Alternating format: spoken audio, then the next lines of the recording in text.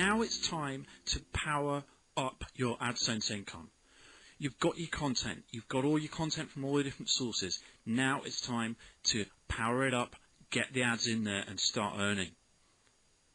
Right, as you're logged into AdSense, you'll notice that there are various different types of ads that you can use. Now, my advice to you is this, and it's simple. You need to use your full quota of ads on as many pages as possible. One of the biggest mistakes that people make is they don't actually use as many ads as you're allowed to use. Did you know you can use 3 separate types of ads on every page and an ad link format? I'm going to take you through now the different types of ads, which ones perform best. We'll look at also positioning, ways you put them on the page, how you should format them, and all that stuff. But just remember, you should always, on a page that's got any amount of content, try and have 3 AdSense ads and 1 ad links ad. Now let me just explain what I mean. This is when you're logged into AdSense, you get a sample of all the different ads. These are just the sort of standard text ads. Okay, so you can have 3 of these, any type, 3 of any type. Plus, you can have an ad links ad. Okay, these are ad links ads. So you can have 1 of these and any 3 of these in any format. Now, when you've signed up, you should have selected image or text ads. When you're first starting off, you need to keep your options open and accept any type of advert that you can. What I found is I've said, yeah, my default is image and text ads. Very few of the ads, actually end up being image ads. But what it does is it opens up your network. It opens up your potential to receive ads. So, when you're adding adverts to your page, remember, as I say, you've got to keep drumming this in. You've got to try and put at least 3 ads plus an ad links unit on each page. That's the maximum you can put on, so you've got to go for that. I see some pages and some people have emailed me saying, look, I'm not really making as much from AdSense, what's going on? I look at the pages and they've only got 1 ad on there, or they've got 2 ads. Instantly, you put more ads on, you get more clicks. I made this change recently. It had a dramatic effect. I couldn't believe it because I was not putting the ad link unit. I hadn't seen any positive reports from it. I'd done a lot of research on it. I'd done some of my own testing in a small amount, and it hadn't fared that well. But I then got some feedback from Google directly as it happened, and they said, look, you've got to try this links unit. Put some links units on some of your pages. Obviously the ones that have got a lot of content, and you will get more revenue. I tried it, and sure enough, it happened. So, use the full quota. Let's move on to where you should actually put them, and I'll go through each of these different ad formats as well, and we'll look at which ones perform best. As a rule of thumb, try and avoid this size. This is the standard banner size. People recognize this instantly as a banner size, regardless of whether it's text or image or whatever. And people are suffering from now what's called banner blindness. If they see anything of this shape on the site, a lot of people their subconscious will ignore it because it's the shape of a banner. So try and steer away from this size if you can. This has a similar effect, but it can actually be quite effective, this particular size. Some of these sizes are also quite good, but if you use them, try to use them creatively. Just placing them in this sort of format using the standard template is not going to work, particularly if you place them down the right hand side of the page. Try to use them in creative ways, and we'll look at ways that you can actually do that. As far as the ad links are concerned, obviously you've got different options in terms of how many links that you show and whether they're vertical or horizontal. Now remember with these, what happens is this displays on your site. Now you don't get paid if someone clicks on this. What happens if somebody clicks on this? They then get taken to a page of ads about Orion telescopes. And if they then click on one of these, then you get paid. So you've got to remember that for these, you've got to get 2 clicks to ever get paid. But they are actually quite useful and do bring in a decent amount of residual income. In terms of which one you should go for, normally I would recommend you go for one that fits in with your site.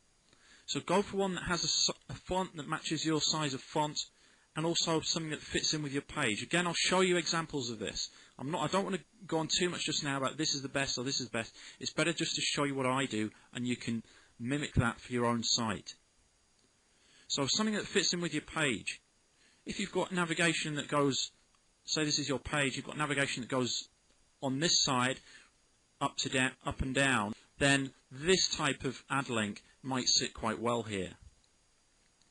However, if you've got a page where the navigation is across the top, from left to right, then you might be looking at this type of ad unit fitting in up there. It really depends, and I'll show you examples as we go through as to what will work best for your site.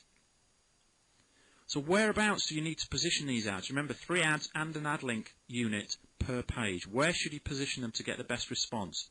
Well, this is what Google say. They've created what's called a heat map, and it's using a lot of their research as to what's best. Where are the best places to place your ads?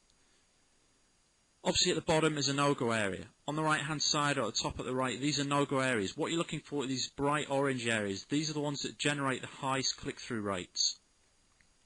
Now if you think about it, what you need to focus on is this area. Okay, if you're serious about making revenue, get putting ads anywhere around these places. Don't put them at the top level, don't put them on the footers to the left or the right. What you're focusing on is having your content, your article, and getting your ads right slap bang in the middle of that content. What you want to do is actually break up the content. If you think of it like a TV advert, what happens, how do people actually get through to you when they're messaging on TV? They break up your pattern.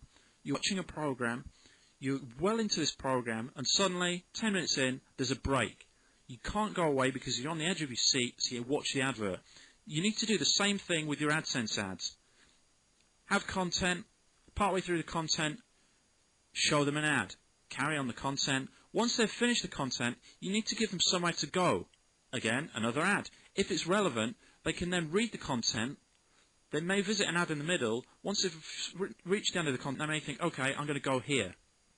So think about these issues and where the best place is to actually put the ads.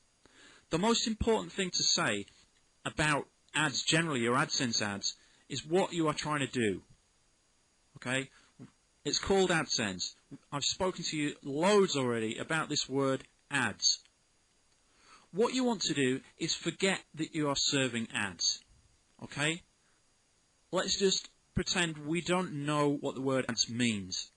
What you need to do is place your Google elements on your site not as ads, but as part of your content.